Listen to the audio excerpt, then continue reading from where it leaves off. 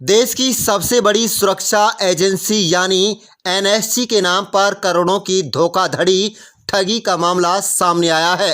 दरअसल गुरुग्राम पुलिस को 3 नामी कंपनियों ने लिखित शिकायत देकर गुहार लगाई थी कि प्रवीण यादव नाम के शख्स ने खुद को डिप्टी कमांडेंट बताकर एनएसजी कैंप्स में पेरीफेल रोड बनाने, एसटीपी सीवरेज ट्रीटमेंट प्लांट बनाने और हाउसिंग फ्लैट्स बनाने को लेकर फर्जी दस्तावेजों, एनएसजी कैंप से स्थित एक्सिस बैंक में फर्जी एनएसजी हेडक्वार्टर के नाम से अकाउंट खुलवाकर करोड़ों रुपए ट्रांसफर, पीड़ित कंपनियों से करोड़ों रुपए की ठगी कर फरार हो गया था।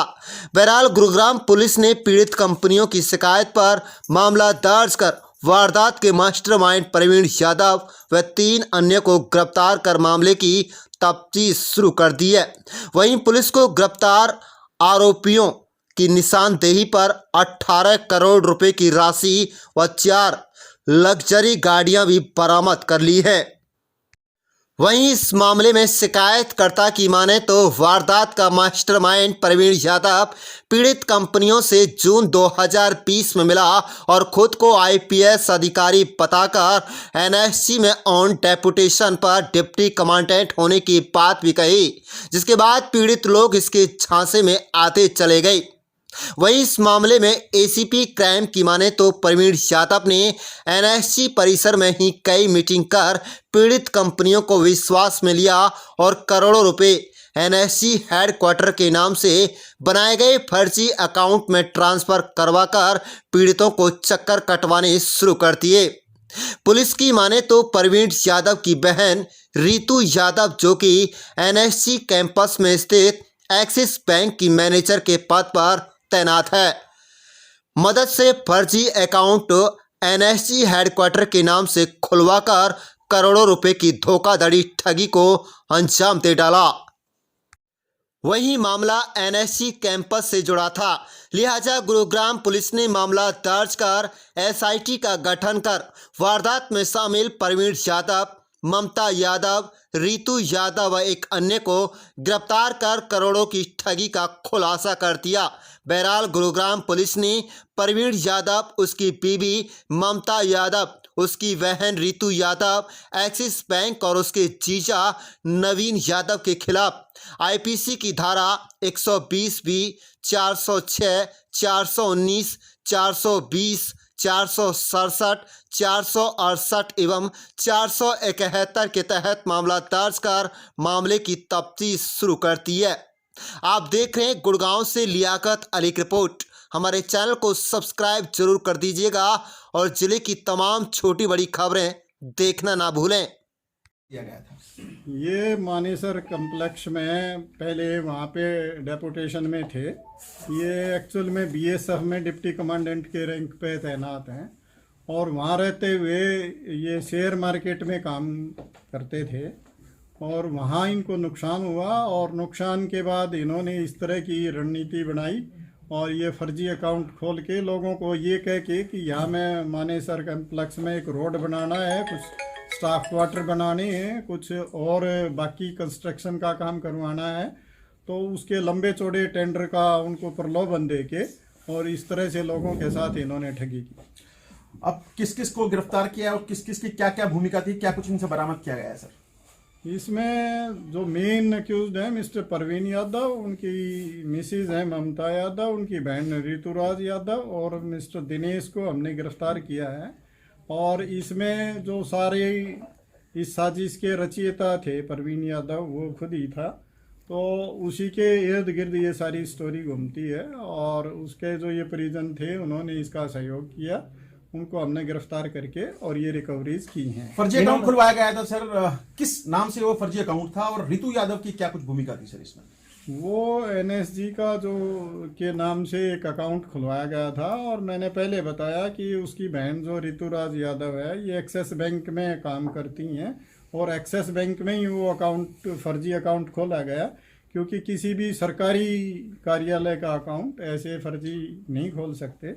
तो ये सारी मिली भगत के कारण ही ये सब हुआ और उन्होंने एक प्राइवेट कंपनी बना रखी थी जो पैसा उस एनएसजी के अकाउंट में डलवा के और उसमें ये ट्रांसफ़र कर देते थे। और उस प्राइवेट जो कंपनी इन्होंने बना रखी थी उसमें ऋतुराज यादव और ये ममता यादव उसकी डायरेक्टर थी, और वो पैसा वहाँ पे ट्रांसफ़र करके और उसको आगे यूज़ किया जाता। क्या कुछ बरामद किया सर इनसे? 13 करोड़। सर एक बात और, ये क्या केवल इसी कॉम्प्लेक्स में कंस्ट्रक्शन की बात थी या कोई और हैदराबाद या कहीं और कोई? नहीं आया है, पहले तो सारा यहीं की बात थी, लेकिन अब लास्ट में इसने कुछ लोगों को ये भी कहा था कि हमारा हैदराबाद में कम्प्लेक्स है, वहाँ पे भी काम करवाना है। और उसी बात पे उनको शक हुआ, उन्होंने पता कराया कि वहाँ पे कोई काम होना है या नहीं, इस बात को ही लेके उनको शक हुआ और उन्होंने पुलिस में कंप्लेंट की। इनसे कुछ गाड़ियां भी बरामद की हैं सर क्या? हाँ, ये काफ़ी लग्जरी गाड़ियाँ रखता था और उनमें से 4 गाड़ियाँ हमने बरामद की हैं और कुछ और गाड़ियाँ भी हम बरामद करने जा रहे हैं। ये BMW, कैंपास, मर्सिडीज़, इस तरह की जो मस्टर्ड, इस तरह की जो बहुत महंगी महंगी गाड़ियाँ थी वो यूज़ करते थे, और लोगों को ये दिखाने के लिए कि मेरे पास काफ़ी पैसे हैं, ताकि उनका लोगों का इन पे विश्वास बना रहे, और इसी का झांसा देके ये इनसे ठगी करने में कामयाब। एनएसजी के कुछ फर्जी लेटर हेड का भी इन्होंने ये बताया जा रहा है कि इस्तेमाल करने की कोशिश की थी।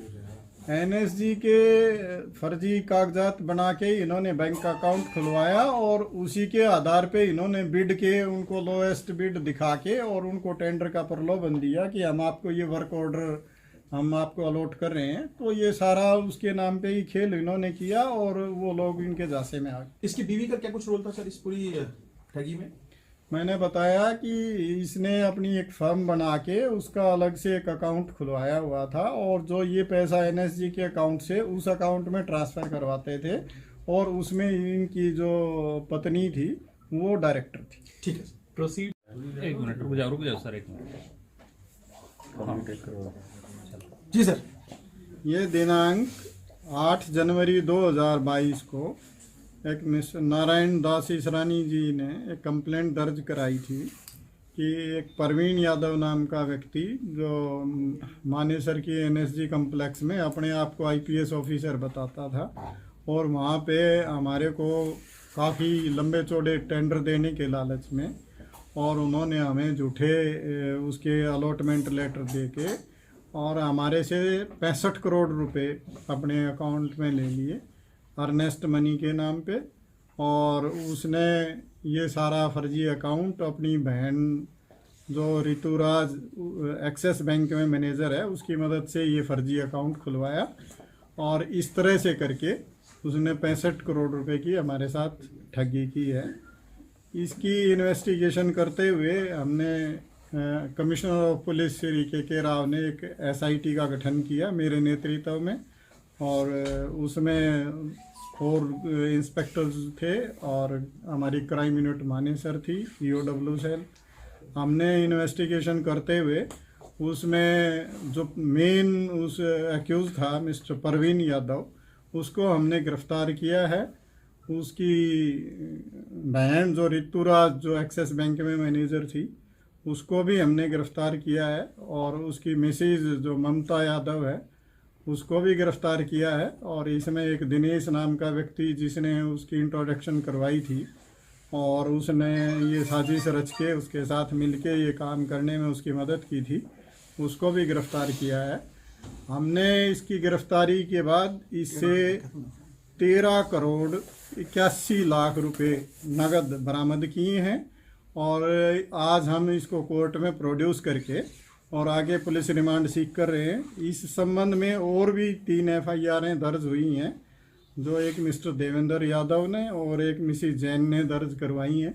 उनकी भी इन्वेस्टिगेशन की जा रही है, और टोटल मिला के 125 करोड़ के करीब का ये एलिगेशन है कि इसने गबन किया था, जिसकी हम जांच कर रहे हैं और उसके सारे तथ्य को जुटा के और हम इसमें आगे की इन्वेस्टिगेशन करते जा रहे हैं। जी सर, क्या कुछ हुआ था आपके साथ एक बार बताएं, और ये मामला है कब का? कब आप इसके परवीन यादव के टच में आए थे? कब ये पूरी की पूरी जो धोखाधड़ी की इबारत थी लिखी गई थी? जून 2021 में ये हमारे टच में आया था। किसी एक नॉन ने इसको मिलवाया था as a Praveen Yadav IPS office करके NSG में तैनात था कि NSG के अंदर ही मैं हूँ, NSG में ही मिलने के लिए गए थे। NSG में ही हमारे साथ सारा इन्होंने डॉक्यूमेंट हमें प्रोवाइड कराए थे। जो भी ड्राइंगें चाहिए, कॉन्ट्रैक्ट चाहिए, कुछ भी चाहिए, वो सारी NSG के अंदर ही मिलवाया गया था। और अंदर जब भी जाते थे NSG के अंदर ही जाते थे, वहीं डिस्कशन होती थी। और उसके लिए उन्होंने हमें जो लेटर इशू किए उसके बेसिस पे हमने इनको अकाउंट पेज चेक दिए जो कि NSG के नाम पर ही थे। Office of the NSG garrison headquarter Manesar के नाम पे थे।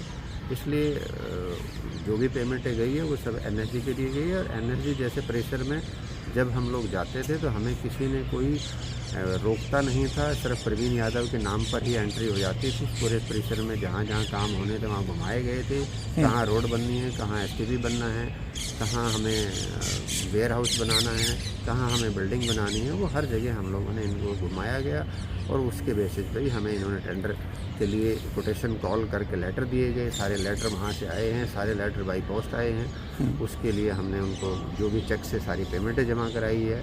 और जो काम बाद में अलॉट कर दिए गए लेकिन ग्राउंड पे स्टार्ट नहीं करवा पा रहा था, नहीं हो रहे थे, हमने प्रेशर बनाया था और कुछ पैसे इन्होंने वापस से रिफंड भी कर दिए। कब आपको ये मालूम चला कि सर आपके साथ ठगी हो गई है? सर मुझे 7 जनवरी को कुछ शक हुआ तो सुबह से मैं इसके पीछे लगा हुआ था। जो हमारा बैलेंस रिफ़ंड होना है उसकी ड्यू डेट 4 तारीख थी, उसमें आप रिफ़ंड कराओ, लेकिन उसने रिफ़ंड नहीं कराया। तो 7 तारीख को शाम को इसका फ़ोन आता है और ये बोलता है कि मेरे पास कोई पैसा नहीं है, ये मैंने ठगी की है और इसमें मेरे सारा पैसा मैं शेयर मार्केट में डूब गया है, मेरे पास कुछ नहीं है। और उसके बाद इसने फ़ोन बंद कर दिया। और हम लोगों ने 8 तारीख को CP साहब को कंप्लेंट फाइल कर दी थी और 9 तारीख को संडे को हमारी FIR लॉन्च हो गई। अच्छा सर, कितना अहम मानते हैं, क्योंकि देश की सबसे बड़ी सुरक्षा एजेंसी है और न केवल करोड़ों की ठगी को अंजाम दिया गया बल्कि फर्जी दस्तावेज इस्तेमाल किए गए, NSG परिसर के अंदर ही मीटिंग हुई, कितना आप इसको खिलवाड़ मानते हैं सुरक्षा के साथ? हम ये मानते हैं कि अगर NSG जैसे इतने प्रेस्टिजियस, अगर जो सिक्योरिटी, देश की सिक्योरिटी जो उसको जारी है, तो उसके लिए हमें अगर देश की सिक्योरिटी के साथ इतना बड़ा खिलवाड़ हो सकता है तो फिर तो हम कुछ भी नहीं कर सकते उसके लिए। तो हम तो कुछ भी नहीं है। हमारे लिए तो यही है कि जब NSG जैसे कैंपस में जाके सरकारी खाते में पैसा लेकर के अगर ऐसा हो रहा है तो देश की सुरक्षा के साथ क्या हो सकता है हमें मालूम है। सर अच्छा, जान पहचान कैसे हुई थी शख्स के साथ आपकी? हमारा कोई मिलने वाले कोई थे, वो आकर के हमें लेके गए थे कि ये अपना IPS ऑफिसर है। तो वो उसके बाद हम लोगों ने अपनी इंक्वायरी करी, उसके बाद इससे मिले जाकर। ठीक है sir, thank you very much.